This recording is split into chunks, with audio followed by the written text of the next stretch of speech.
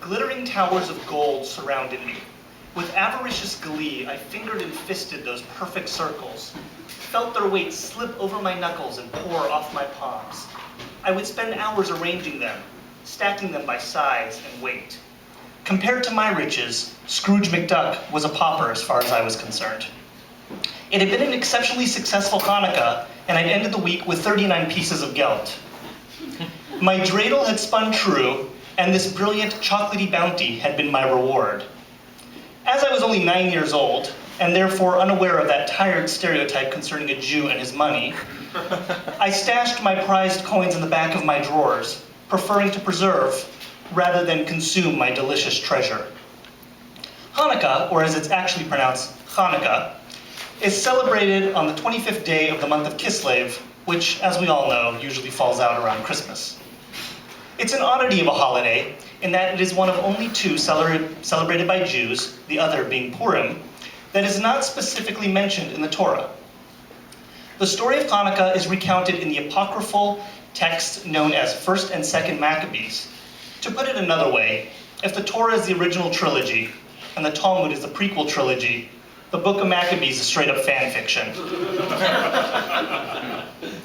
In the war over presents, Hannukah reigns supreme, or does it? On the surface, it would seem that Jews have the upper hand, 8 nights versus 1, no contest.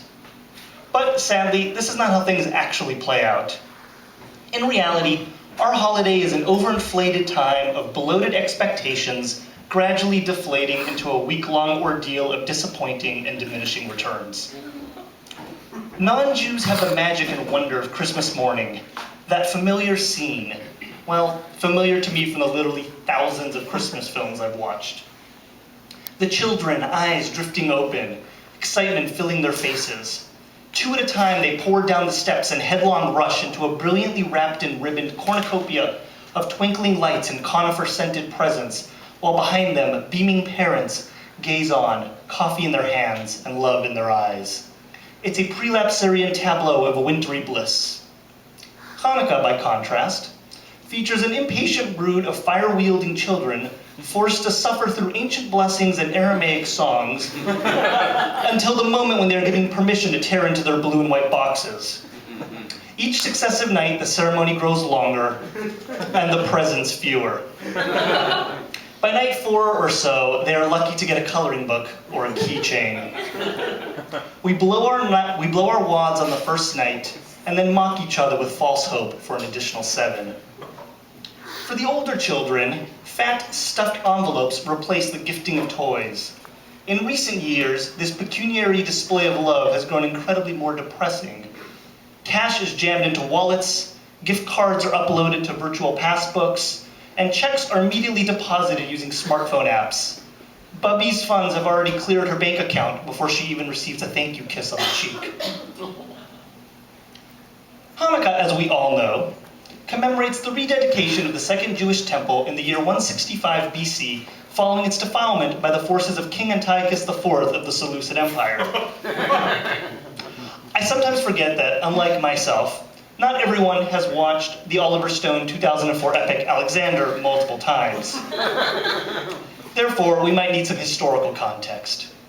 For starters, we're talking BC here, before Christ, so I hope you can all count backwards. Following the death of Alexander the Great, the Seleucids ruled over 1/3 of his empire in the area that is now Syria. Their enemy to the south was the Ptolemaic dynasty in Egypt. Stuck between these two warring vestiges of Alexander's conquests were the Jews of Judea, modern-day Israel. Some things never change. Antiochus's father, the aptly named Antiochus III, had conquered Egypt during his reign and ruled it as a puppet state of the Seleucids. Are we all following the story so far? Eager to placate his subjects, Antiochus III allowed the Jews relative freedom of worship and of religion. A dreidel is a small cheap top made of either plastic or wood. On each of its 4 sides are written different Hebrew letters. Everyone sits in a circle and makes a wager, and then they take turns spinning. Depending on what letter is showing, you either win the whole pot, none of the pot, half of the pot, or you have to put something in. We use the dreidel to teach children how to gamble.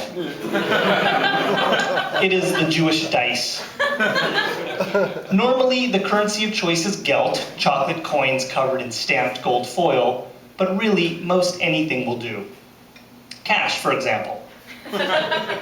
One year in high school, I used my pocket knife to shave down the wood on one side of my dreidel, thereby ensuring that every roll would come up with the winning letter. I began to win big, win every single spin. I cleaned out my friends, and then I cleaned out my rabbi. Growing suspicious, he insisted on inspecting the lucky dreidel. I protested. God must just love me more than everyone else.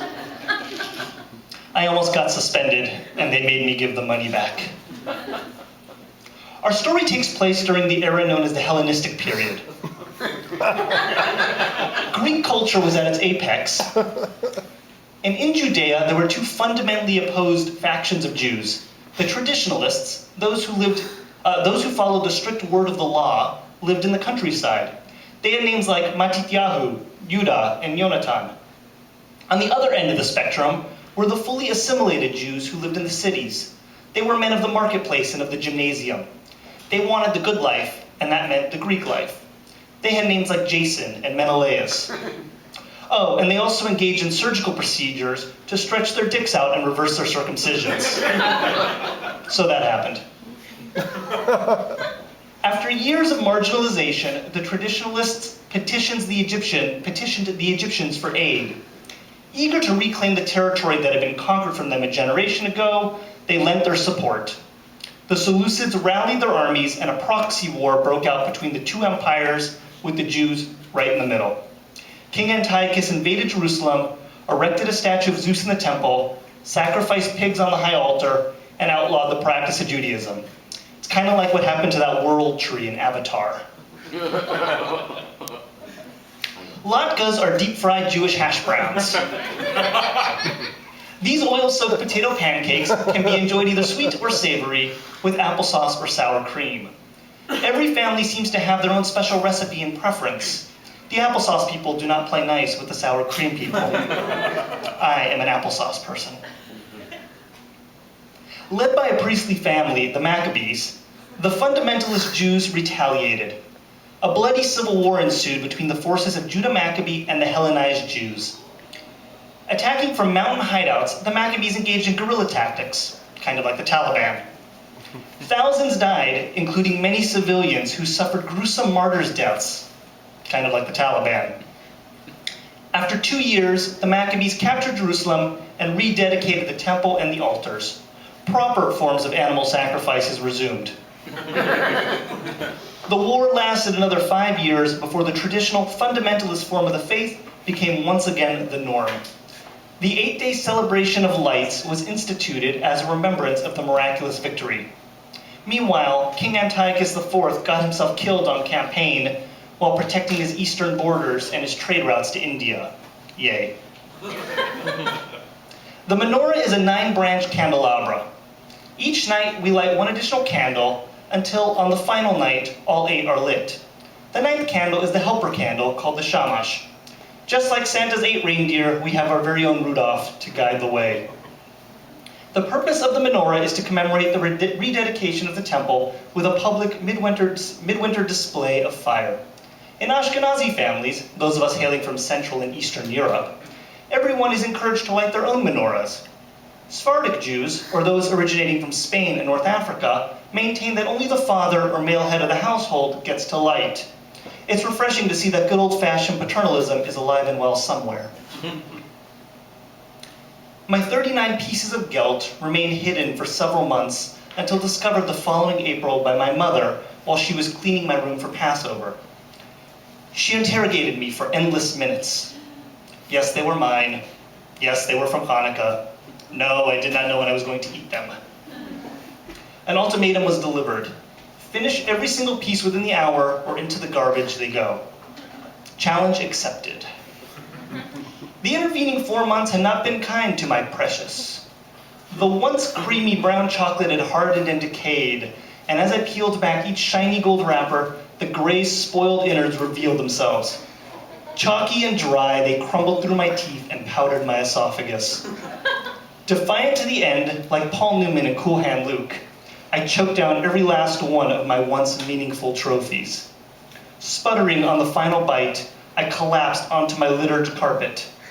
Outlining my nauseated little body were 78 crumpled and once proud shards of gold foil, their faces stamped with alternating images of menorahs and of a patriotic bald eagle soaring over the words, "In God we trust."